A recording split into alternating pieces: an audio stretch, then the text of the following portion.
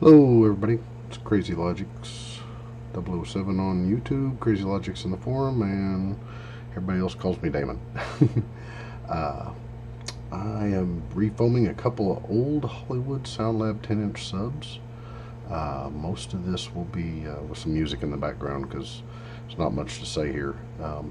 We'll start out getting right into it, cleaning it with some really gentle heat from my hot air rework station at about right under 200. I can't remember how low my rework station goes right now, but I cranked it way down because you don't want to put too much heat, and then just using some isopropyl alcohol to get all the foam off and get it cleaned up. And so here we go. We'll start a little music and get to cleaning these foam, the old foam off. The original foam was green, a mint green, and you just can't find it anymore. I looked and I tried everywhere, and so I got a couple of different foams, and so whenever I get these all off, you'll see how I mark one of them out with a pencil so that I can try. I had two different foams and I was trying to see which one was the best fit, and then I figured out which one was the best fit and went from there. But you'll get to see that. Just sit back and watch. I'm just using tools anybody should have, except for the hot air, and if you use a hot air gun, be real careful, like I said. But we'll get it all cleaned up, and then I'll jump in here a little bit here and there to say a few of the things I'm doing or whatever I'm doing through other parts. So enjoy. I'll speed it up too.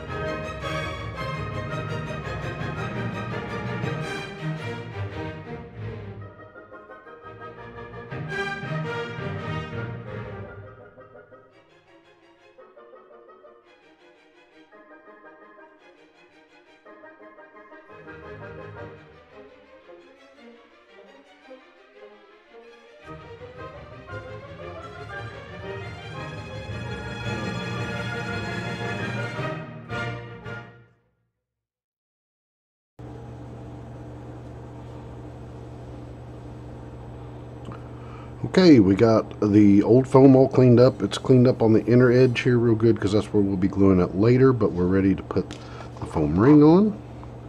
And so I have got it raised up here and here with some paper towels to bring the whole cone up just a little bit, so that then when this sets, it's not really setting on this part of the basket. We just want the pressure here because we're going to have to kind of stretch this in to fit just about right. It misses fitting by a 1/16 of an inch, and this foam will stretch just a little bit and we'll get it lined up. That's why we're going to use the rubberized CA glue. I got this from Springfield Speaker Repair, same with the foam. And I just got it sitting on my little, this is just a little turntable, Lazy Susan. These are a couple pieces of speaker box cutouts, the circle cutouts with some speaker box carpet on it, and it fits in there real nice and makes a spinny, and that allows you to go around this thing real well. So next time you cut out some speaker holes, you can do that. Get you a little Lazy Susan. It helps make it where you can do your glue. So we're going to glue this, and I'm going to stretch it into place a little bit, and this glue dries a little slower than regular super glue, so that gives us just enough time to kind of fit it. So let's get after it.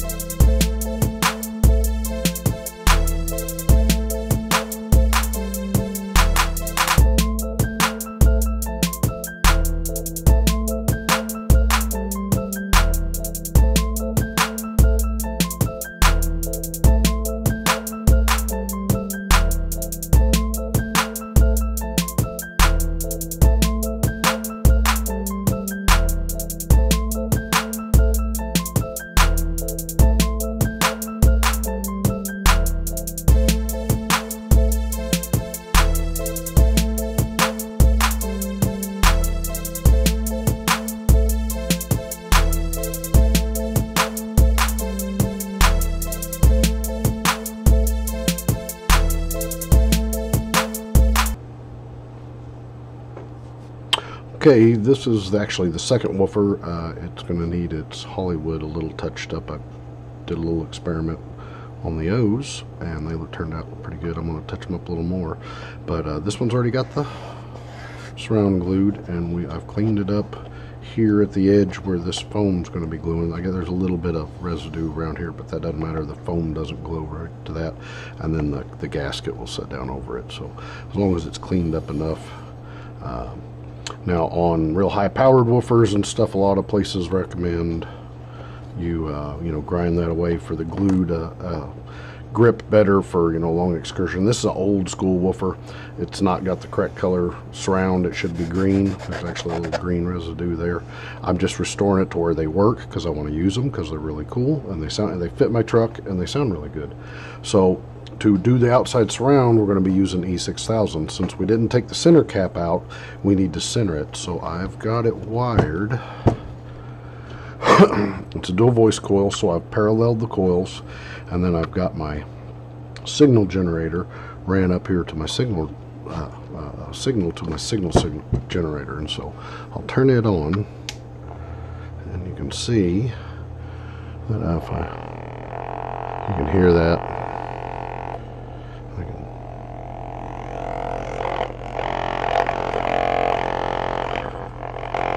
and it's vibrating around because it's not glued down. But if I was to hold it and get it really centered,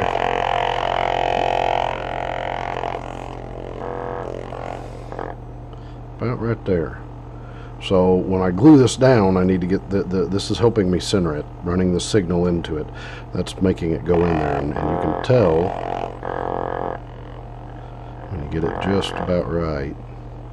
So a little pressure to get it all centered up. And so I'm going to do that. I'm going to use E6000 because this doesn't set up very fast, and I want to be able to move this around because we're not doing the dust cap. If you had the dust cap off and you had shims, you could put a fast setting glue because you know it's already centered up with the shims. But since this has not had its dust cap removed, we're going to use the signal generator. You could use your phone, you could use a really low volume signal hertz played from a little car stereo you have on your workbench. Whatever it takes to put a small signal into this to help center that magnet up, and then make sure that you can hear it when you get your clamps on. And so, like I said, with no center shimming, we don't want it to set up fast. So we're not going to use the rubberized black super glue type stuff. We're going to use this. This sets up in pretty good in 3 or 4 hours, and then overnight it's solid. But it's really good glue to do this style with because it allows you plenty of time to work and make sure this woofer is in the right spot. And then once you've got it clamped, you can really crank up the signal to test it to make sure it's really good. If there's any other adjustments you need to make, and that way you know the woofer won't be rubbing, the voice coil won't be rubbing anywhere inside. And so this is what we're going to use.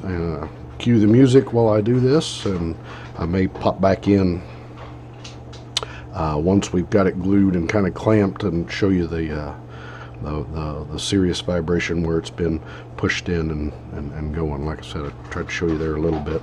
It's a little harder to do because this can flap right now. Once it's got the glue down, it'll be a little.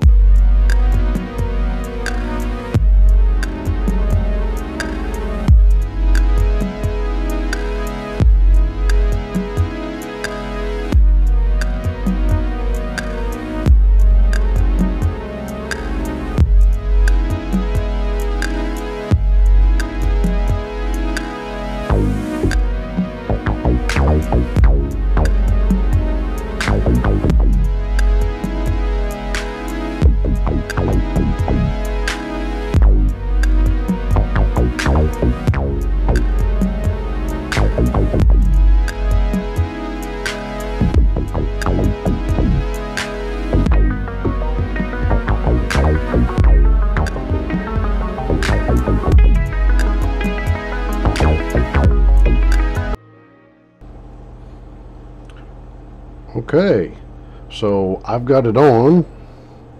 You can see the woofer maybe moving. It is definitely vibrating up and down. I can put it in, but just applying the glue has got rid of all that vibration sound because it's no longer flapping. And so right now I can turn that up. You can hear that. Let's get her down to about 60, 40, 50 hertz or so. I've got a max amplitude. But now that's nice and centered. It sounds really good. I can come in and I can start carefully putting clamps to hold the gasket or the surround, in place. And as soon as I got that, I'm going to crank it up to the max my signal generator can do to make sure everything's golden. Alright, you can hear it. And there we go. I think if I tilt it, you can maybe see that. I don't know if the frames per second are fast enough. There we go, I got it here. You can see it, and then as it goes faster you can't see it, but very much centered. Absolutely awesome. So let's see if I got enough clamps to go all the way around the rim like I want it.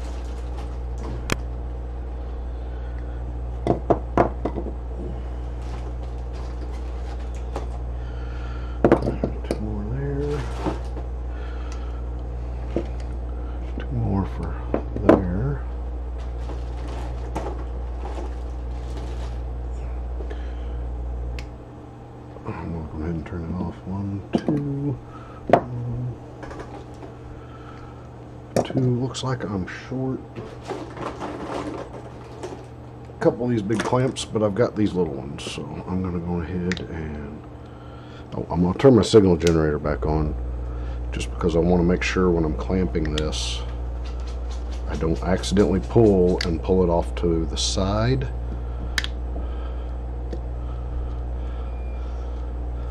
So if you had the shims in the middle,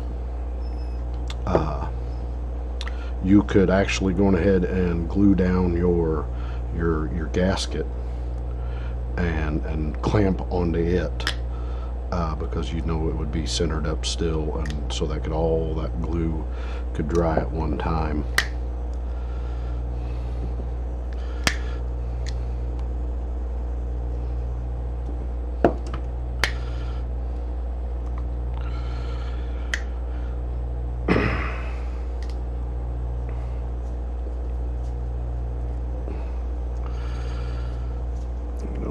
Pulling, don't slide them around when you're doing. You just want to get it clamped down, because then you're going to tug it out of place. So it takes a little bit of effort, and then that's all the big clamps I got. I need to get a few more, but I've got these little ones, and we can put them in. These are all from Harbor Freight. Yep. Harbor Freight clamps is all you need, because it's not like you're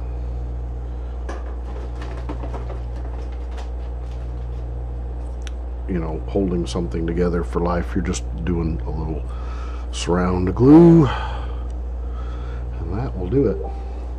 Awesome. We can turn this off, and we can let this dry overnight.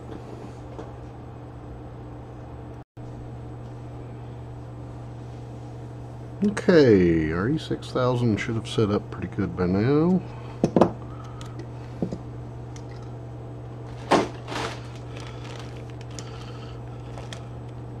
At least good enough that clamps ain't going to make a difference anymore.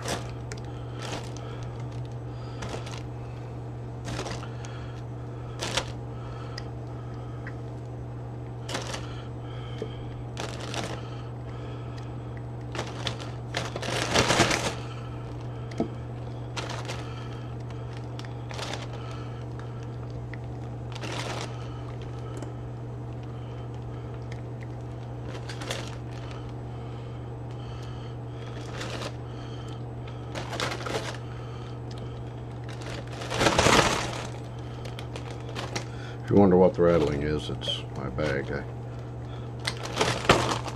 Bag of clamps. Alright, so now we got a woofer. So here is the original trim ring, and that went on like that.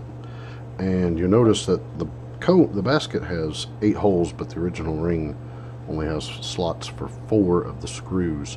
Well, I only have 1 of these originals, so I'm saving it just in case I ever get green surrounds and another one of these. Again, from Springfield Speaker, I got some new gaskets, and these actually have the slots for all 8, which I actually like better, and they just fit down in there. Now we're going to need a few clamps. We need one here, everywhere there's not a thing.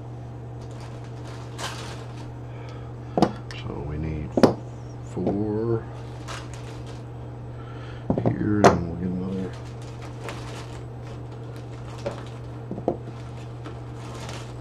4 out. We're going to go with the E6000 to put it down. We're just going to clamp it up when we're done. Get my spectacles going here.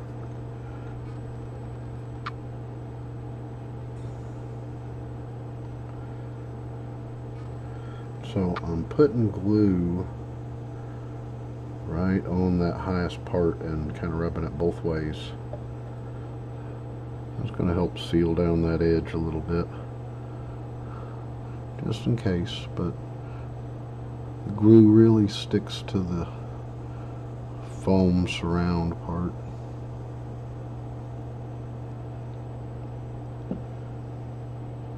But it doesn't hurt to get a little glue down in that edge You're not going to hurt anything.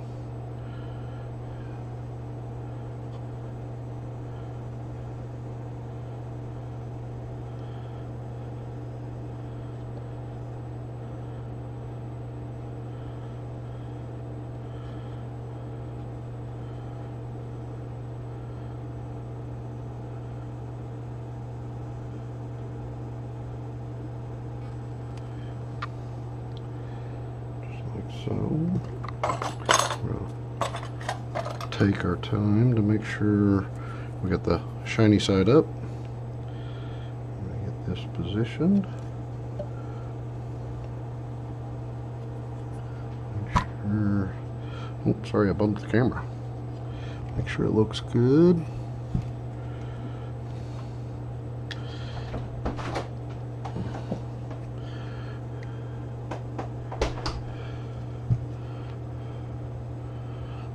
Good.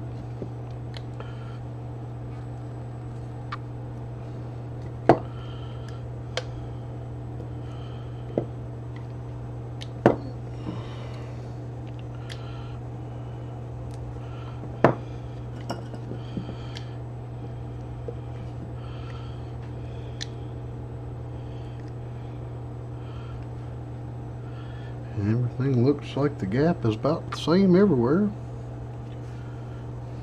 Pretty happy with that. We just got to touch up this on this woofer. The other woofer looks good. It's got a little green I got to clean up there, maybe with a little wet rag. And when this dries, this woofer, like I said, this one I'm going to touch up, but we'll get the other one to this stage too, and they're just about ready to be installed. Awesome. Alright, this is the second woofer. It's pretty clean. Looks pretty good. Dirt right there I need to clean up. Just need to wipe it down a little bit, and she's looking good. The other one is the one the Hollywood kind of has been rubbed or something. It's faded on some more. So I've got some white acrylic paint and some very fine brushes, and we're just going to touch it up a little bit to make it look as good as this woofer. I'll bring that other woofer over.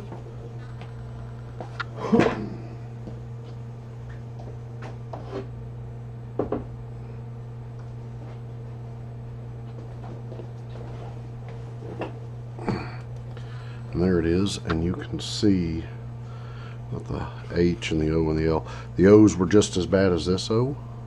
Let me get something to point with here. And so I've touched up these two O's already. I don't know if I can get that. See how that's got some rubbed out spots and stuff. And that's just a paint that's on there, and so I'm just going to touch all that back up a little bit to highlight it back up. I'm going to play with some lights to see if I can get plenty of light for me to do it with my glasses and everything, because I'm old, and still be able to record, and then I'll do the touch-up paint, and I'll make it fast, and that'll be it. The next video you see these things in, depending on whether it's one or two parts, I don't know. Got a little bit squished out right there. I'm not happy about that. That right there, not happy there. Didn't realize I got a little too much. I mean, it's not going to affect the woofer's performance, but it just doesn't look perfect. I was hoping for perfection, of course. But anyway, the next video you see these in should be a video with me talking about putting stuff in my truck. I'm getting ready to redo a lot of it because I got some speakers in and got these speakers done, and I've got punch amps that are in another video series that I'm finishing, and so kind of all these things are coming together, and I'll put it in my truck, and it's not going to be like any dB monster or nothing, but it should sound good for me and make me happy, and my truck will be fun. So alright, let me get all set up, and when I come back I'll touch that up, and we'll end this staying series and get these things in use.